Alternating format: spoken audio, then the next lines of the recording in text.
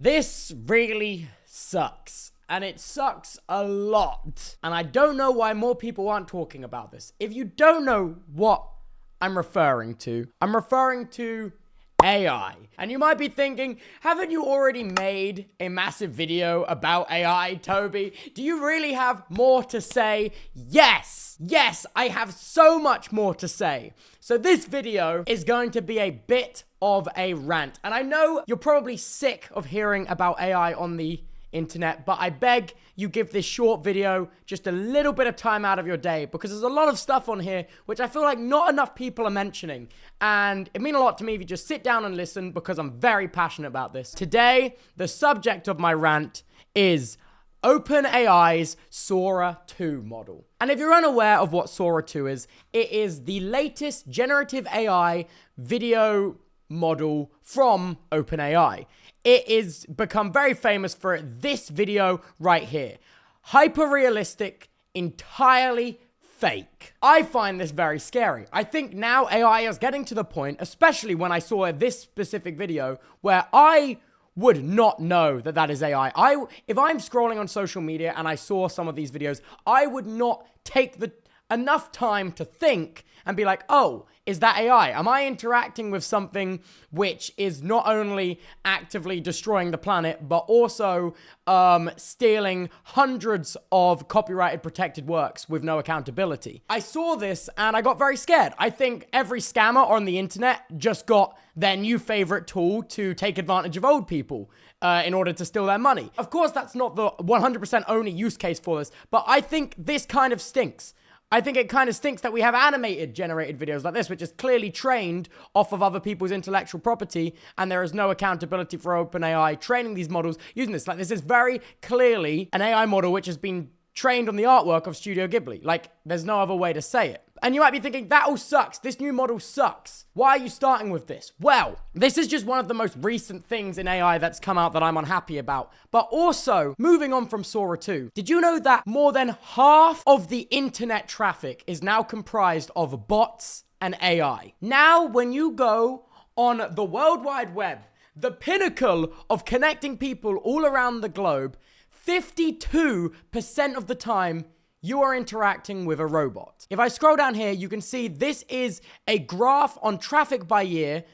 This is the independent.co.uk talking about global internet traffic and what percentage is human-generated traffic, bad bots, or good bots. And if you could see in 2024, only 49% of all internet traffic was because of humans. The rest was bad internet bots and good internet bots. Good internet bots being like things that recommend you stuff on Google and stuff like that, for a couple examples. Bad bots being like advertising companies stealing your data and then selling it to the highest bidder, for example. Or malicious AIs scalping the internet for training material. And in 2024, there is now more robots on the internet than there is people using the internet, which I thought was pretty shocking, and I thought not a lot of people had been talking about that. Of course, this is very generic and very over the top. I will add links to all of this into the description if you want to read it yourself. But that was another thing that was really alarming. I thought, as someone whose entire job is interacting and communicating with people on the internet, I'm finding it very, very depressing that when I go onto social media, there's a very real chance with statistical significance that the majority of the interaction that I'm having on the internet isn't with real people. That's the first thing. The next thing is I'm trying to understand why AI is this big, when in an MIT report that 95% of all AI pilots, so that's like startup companies, fail. This bubble of AI has grown so big, but I don't understand why when 95% of all startups are failing. I don't understand why AI is as big as it is. Why is it so mass adopted when I'm not necessarily seeing that it's been that innovative for like industry, for people who are trying to grow into this space? I've not seen evidence that they're having a great time, that they're making a lot of money. It just feels really confusing. And then in the corner, you have Nvidia, which is giving $300 million to OpenAI, which is then giving that $300 million to Oracle to buy data centers. And then Oracle is then giving that $300 million back to Nvidia to buy the GPUs to build these data centers. It's like some kind of messed up closed loop of like who can suck each other's dick the most. Now, all of that is kind of like, okay, that kind of sucks. 52% of the internet traffic is now artificial.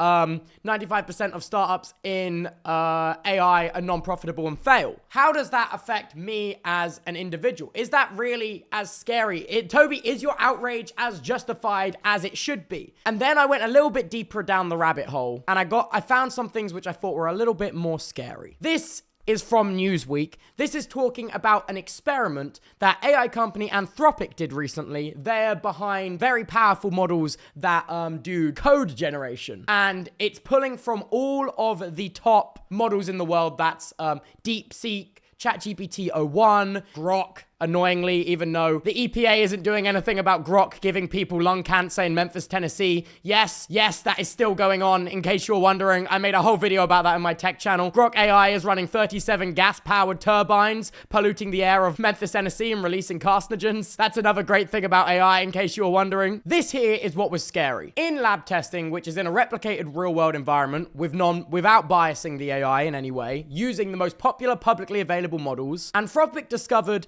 that in order to avoid being shut down, AI has been willing to cause physical harm and kill humans to avoid being shut off. Now that sounds like something out of a horror movie. That sounds like something out of a horror movie, but it's very true. In this video here, AI, which was unbiased, would opt to kill humans rather than be shut off more than half the time. And when the AI was biased with specific instructions saying you must not harm humans, it would still opt to kill humans, I'm pretty sure, above half the time. This here is a graph talking about AI blackmailing people to avoid being shut off. And these are talking about percentage chance that the AI would choose to blackmail someone. So you can see here, it's 96% AI would choose to blackmail someone if not explicitly instructed to not. And if explicitly instructed not to blackmail people, that would drop to a 37% blackmail rate, which is really scary. This kind of shit is scary, and I don't think people are talking about it. Again, if you want to have a look at this yourself, links in the description. Next, let's talk about creatives. This is my favorite YouTube channel of all time. This is Kirkazart, or In a Nutshell, and they made a video about how AI slop is making their job massively more difficult. Whereas they do a lot of researching papers, getting expert opinions with their videos. The problem is that AI is now being used to write those papers and is just making up lies. It's just making up lies, and it's putting them into these papers. Then they're going to review it with experts, and experts are being like, where did you find that? And it turns out it's just been like totally made up by AI, making their life so much harder. As well as, I'm imagining they're having the same issue that studios like Studio Ghibli are having with like their entire art style being stolen and used to train AI models as well to create slop content. Also, I really suggest you watch this video. It's really interesting as well. And then finally, I want to talk about my experience of AI. I think I'm frustrated with social media platforms not doing more to combat AI, or in fact leaning into it. Like, this is a screenshot from my YouTube comments a little bit ago, where as a creator, YouTube is wanting me to respond with AI to comments rather than just taking 5 seconds to type the comment myself. I'm like, this is getting ridiculous. Social media platforms are built on human-to-human interaction. Why does it seem like they don't get that? Why does it seem like they care more about appeasing an AI bubble than protecting the creative works of the millions of users on their website, which have made them all this money to begin with? And also, they are also the cornerstone for so many people's livelihoods and careers and companies. I don't understand why, when a tool is so obviously harming the ecosystem, it's so mass adopted. Like, you can think that AI isn't as big as it is, but this is from 2 days ago. OpenAI surpassed 800 million users per week on ChatGPT. That is double the population of the UK and the US combined every 7 days, using just ChatGPT, not including Grok, not including Claude, or any other AI models, not including DeepSeek. And I just don't understand where the hell these schmucks are that are using AI this much. I have found virtually zero use for AI like this in my day-to-day life. My mind is absolutely blown by how massively used it is. And if it truly is used this much, Why is it that 95% of AI companies fail? Something isn't adding up. And I wanted to put all of my thoughts about it into this video right here for you to also think about it. If you are as passionate about AI as me and hate it as much as I do,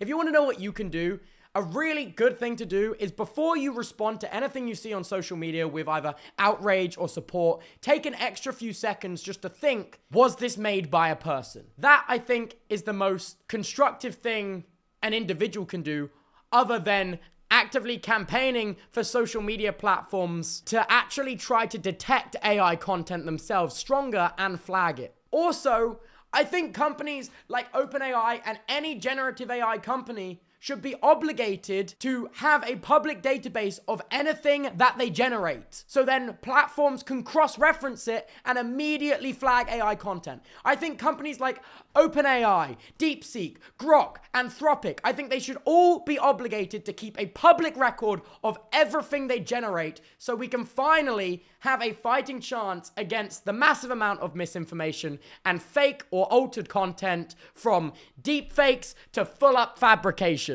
Those are my thoughts on AI. I wanted to get this rant out the way because it's been depressing me the last few days. All of this is super depressing. I promise I'll have a more positive talking video within the next few weeks. And for the love of God, stop using AI. There's no world where 800 million people per week need to be using ChatGPT.